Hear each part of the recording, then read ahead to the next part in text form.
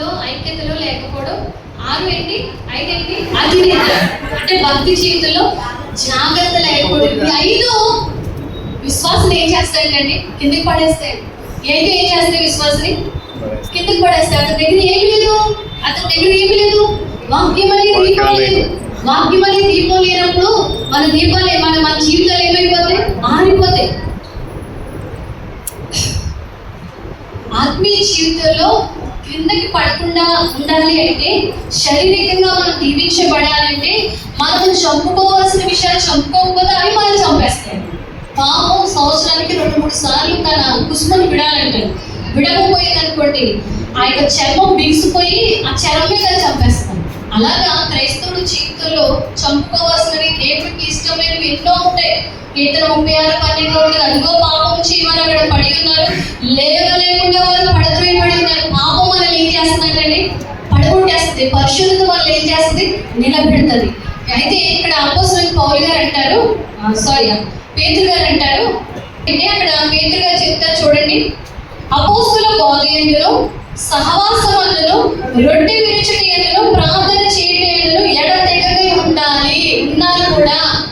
ఎప్పుడైతే 5లో ఉన్న ఈ 5 లక్షణాలు మనలో ఉంటే మనం ఏమైపోతాం?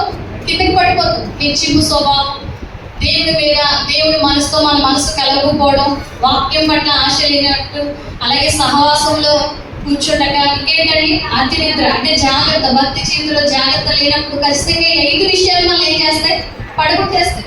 ఇంటికి పెట్ట కూడా చాలా ప్రాముఖ్యం కదండి. ఇంటికి పెట్ట కూడా లేకపోతే పెద్దోళ్ళైనా పడిపోవచ్చు, చిన్నోళ్ళైనా పడిపోవచ్చు. అలాగే ఆత్మీయ జీవితానికి పేతురు గారు అంటున్నారు, ఏమి ఉండాలంటండి? బోధ. రకరకాల బోధలు వచ్చేస్తాయి. మీరు ఏమి విరుచున్నారో జాగ్రత్తగా వినండి అంటారు. అపోస్తుల బోధయందు సహవాసమందు ఏంటంటే రొట్టె విరుచుట యందు ప్రార్థన చేయడం. ఎప్పుడైతే ఎడతెగకు ఉంటామో ఖచ్చితంగా ఆత్మీయ జీవితంలో మనం ఎప్పుడైతే కలిగి ఉంటామో శారీరకంగా దేవుడు మనల్ని నిలబెట్టే దేవుడు. ఏదోదిగా ఈయన ఈ యొక్క 5 కంటండి సహవాసంలో చేర్చబడిన 5. సహవాసంలో చేర్చబడిన 5. ఇక్కడ చదవండి ఒకసారి. అదే పెట్టిన కాలేజీ పెడతారు కొడుకు చిది ఈ దగ్గరగా ఉంటాయి. అక్కడెక్కడ అంతేనా? పౌలు కిందకి వెళ్ళి అతని మీద పడి కౌగిలించుకొని, మీరు తొందరపడితే అతని ప్రాణవాదంలో ఉన్నదని వారితో చెప్పాను. అక్కడ అందరూ కంగారు పడిపోతారు, వీడు చచ్చిపోయాడు. ఇంకా ఏంటండి? పరదేశులమో ప్రియులారా. ఆ పాట అనేసరికి అందరికీ భయమే. ఎవరు పాడరు కదా. ప్రతిపక్ష గారు ఆ పాట ఎందుకు పాడతారు నీవు నిజంగా? అయితే ఇక్కడ అందరూ కంగారు పడిపోతారు. కానీ పౌలు గారు ఏంటండి, పౌలు గారు కొంచెం పొడవు ఉండేవారు కదా, కొట్టిగా నేను దొరికి పొడవు